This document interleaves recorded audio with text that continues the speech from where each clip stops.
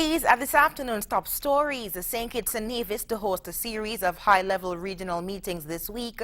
VAT on private education sparks protest in Grenada, and women charged with killing North Korean leader's brother. Hello and welcome to the ZIZ Midday Newscast. Today is Wednesday, the 1st of March 2017. I am Shaira Flanders. Nationally, St. Kitts and Nevis will be the hub of activity this week as Caribbean leaders are expected to descend on the Twin Island Federation for a series of high-level regional meetings. Taking place this week in St. Kitts and Nevis are the Eastern Caribbean Central Banks or ECCB Growth Forum with social partners, meeting of the ECCB Monetary Council, and the 64th meeting of the OECS Authority. Prime Minister Dr. the Honorable Timothy Harris will lead the local delegations to all three events. The events kick off on Wednesday with the ECCB Growth Forum with social partners that will seek to address the challenges and opportunities for more inclusive growth in the Eastern Caribbean Currency Union or ECCU. The dialogue will feature 10-minute presentations from representatives of social and development partners from throughout the region. ECCB Governor Timothy Antoine is also expected to address the topic growth and employment in the ECCU. The event, which will take place at the Sir Cecil Jacobs Auditorium at ECCB headquarters, will be chaired by Prime Minister of Antigua and Barbuda, the Honorable Gaston Brown. On Thursday, March 2nd, the Monetary Council of the ECCB, the institution's highest decision-making body, will convene at ECCB headquarters for the 87th meeting. During the meeting, the Council will receive reports on monetary and credit conditions in the ECCU from the Governor of ECCB. Then on Friday, March 3rd, regional leaders will again gather for the 64th meeting of the Organization of Eastern Caribbean States or OECS Authority at the St. Kitts Marriott Resort. The OECS Authority is chaired by Prime Minister Harris. The leaders are expected to address matters relating to healthcare, agriculture, climate change, and security within the sub-region. A combined interdiction operation by officers of Her Majesty's Customs and Excise Department and the Royal St. Christopher and Nevis Police Force resulted in the detention and arrest of a passenger at the Vance Amory International Airport on Friday, February 24th, and the second major cocaine seizure of 2017. Brittany Paola Peets, an 18-year-old resident of Malone Avenue, McKnight, was detained on suspicion of possession of a controlled substance. She was arrested after investigations discovered she had 2.5 kilos of cocaine in her luggage.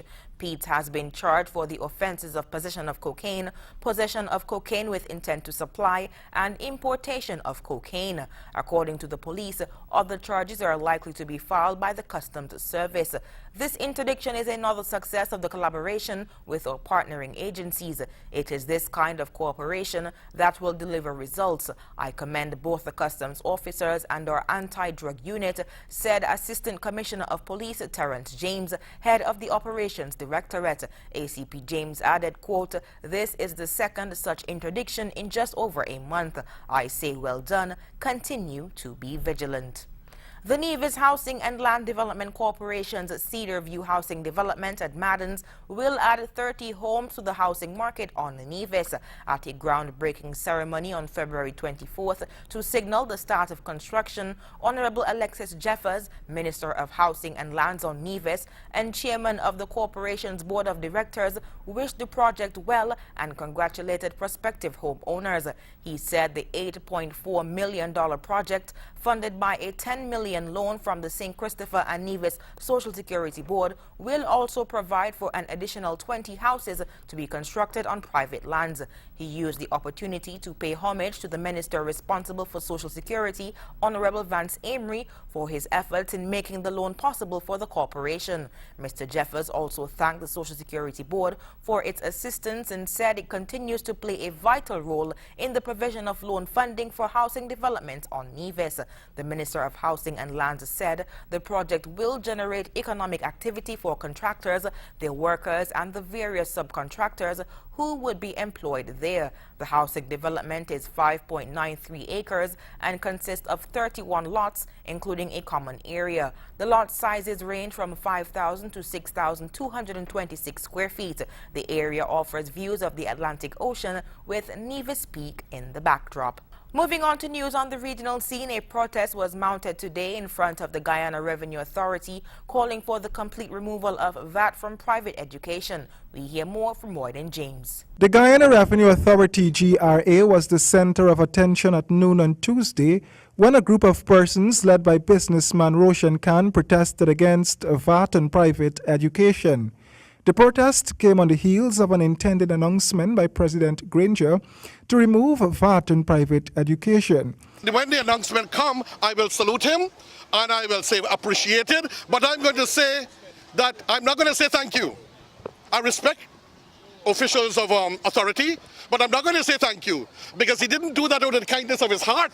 He did that because of the people, protests, students protesting and objections. Only last week, School of the Nations submitted a petition to President Granger with more than 4,000 signatories calling for the removal of VAT on private education. One of those students from the school was also on the picket line. I attend Nations University. I'm being affected by the VAT right now because my parents, they work hard to put me in school, and in this way I'm being affected and they're being affected. I'm being affected by the prices, which is the 14%. I'm being affected, and I won't be able to afford my studies if this is not revoked. Mr. Khan feels that if there were wider consultations with the people with regards to the value-added tax measures, things would have been different. I am saying take back the 2%. Take back your 2%. It's like giving with your left hand and kicking with your right foot. That's my point. You're taking with the left hand, you're giving with the left hand, and you're kicking with the right foot. You follow me? You give the people 2% reduction in the VAT, but you VATted everything else, including, as far as they're concerned, even air. The government on a number of occasions moved to explain in great detail their VAT measures.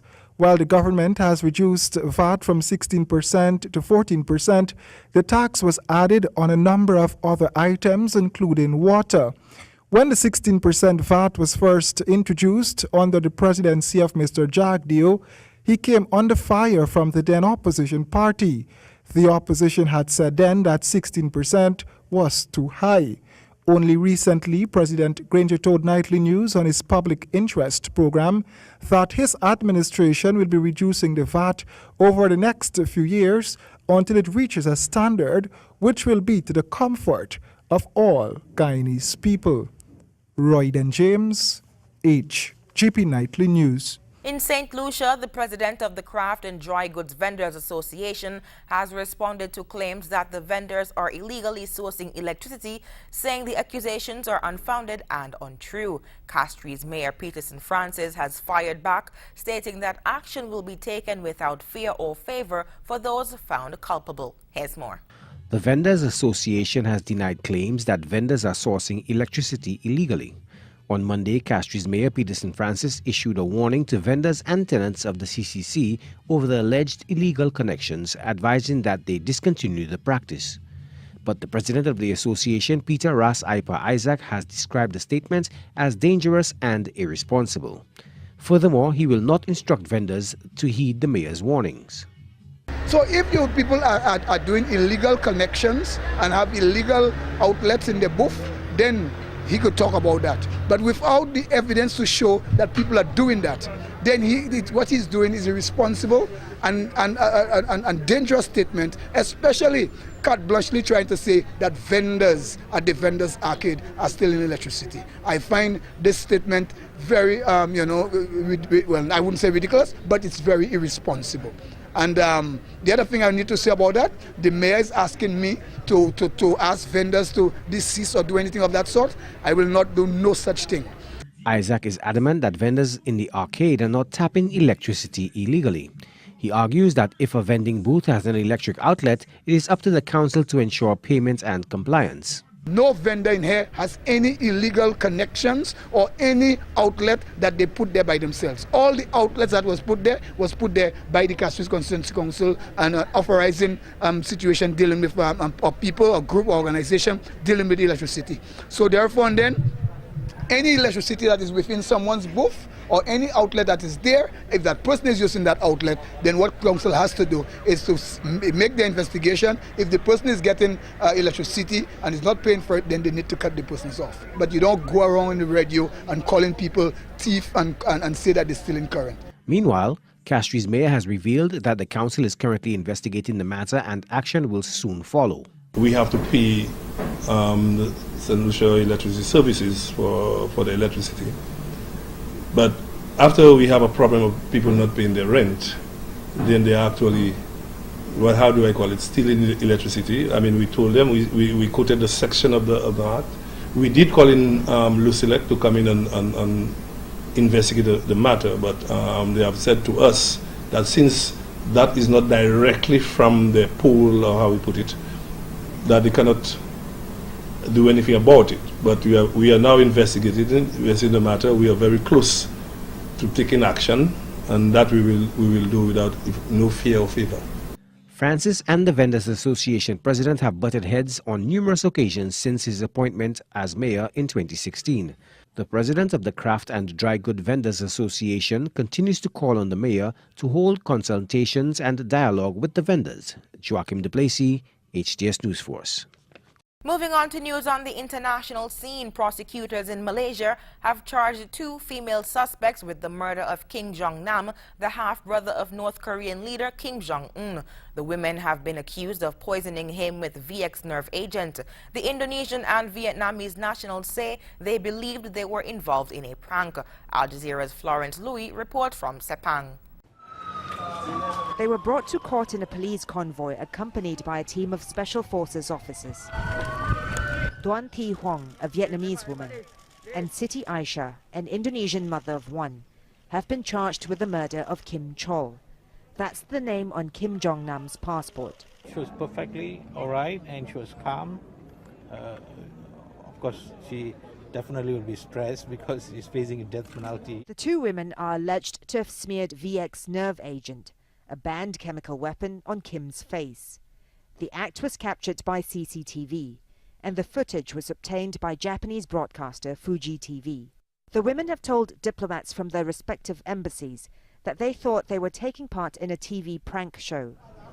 This case has generated so much publicity that defense lawyers are concerned about their client's right to a fair trial. Gag order was granted, yeah? This is against who? The gag order is against the police and against any potential witnesses to refrain from making public statements that have a tendency to incriminate her or have a tendency to compromise on her defense. Malaysian police have implicated 8 North Koreans in the killing. They're seeking to question 2 men, one of whom is an embassy official in Kuala Lumpur, and have asked Interpol to put out an alert for 4 others, who are now thought to have returned to Pyongyang. 1 suspect has been detained, while another is still at large. The remand order for the 3rd suspect, a North Korean who's already in police custody, ends on Saturday. So if prosecutors don't charge him by then, he'll be released. As for the 2 female suspects, they'll remain in prison, under tight security, until their trial is over. Florence Louis, Al Jazeera, Sepang, Malaysia. U.S. President Donald Trump has called for unity and reconciliation in his first speech to Congress. In a wide-ranging address, he touched on everything from affordable health care to national security. He also defended his policy of so-called, quote, extreme vetting, insisting America's safety must come first. Al Jazeera's Mike Hanna reports from Washington, D.C. Speaker, the President of the United States. 40 tempestuous days into his presidency, Donald Trump arrives to address the joint session. The applause, long and sustained, the differences of recent weeks apparently put aside in a display of bipartisan respect for the office. And the speech difference from the dark, bleak tone of the president's inauguration address. I am here tonight to deliver a message of unity and strength, and it is a message deeply delivered from my heart. The House Minority Leader, like many of her colleagues, wearing white in protest, not convinced, and continued to sit stony-faced as President Trump struck some familiar themes. By finally enforcing our immigration laws, we will raise wages help the unemployed, save billions and billions of dollars, and make our communities safer for everyone. We cannot allow a beachhead of terrorism to form inside America. We cannot allow our nation to become a sanctuary for extremists. As expected, a call to repeal the affordable health care legislation. Tonight, I am also calling on this Congress to repeal and replace Obamacare. The divide on this issue clearly apparent as only half the House rise to applaud while the other remain seated with hands still. We must support the incredible men and women of law enforcement. On some issues, at least, there's unanimity. And the speech ended with a plea for bipartisanship and unity. We are one people with one destiny. We all bleed the same blood. We all salute the same great American flag. And we all are made by the same God. It was a speech about the president's vision for a better future, with few specifics about how to get there, but was warmly received by his Republican base, the support of which is crucial if President Trump's ideas are to be set in law in the months to come. Mike Hanna, Al Jazeera, Washington. And now for the weather. Present weather is partly cloudy. Winds are moderate with a breeze of 18 miles per hour from the northeast. Seas are rough with swells up to 10 feet. Stern warnings remain in place for small craft operators and sea bathers against hazardous sea conditions. The weather forecast predicts partly cloudy skies today and tonight with a good chance of some brief passing showers developing. Sunset today will be at 6:17 p.m. and sunrise tomorrow will be at 6:28 a.m. That brings us to the end of the ZIZ Midday Newscast. Join us this evening for these stories and more in detail. Thank you so much for tuning in. I am Shaira Flanders. Have a good one.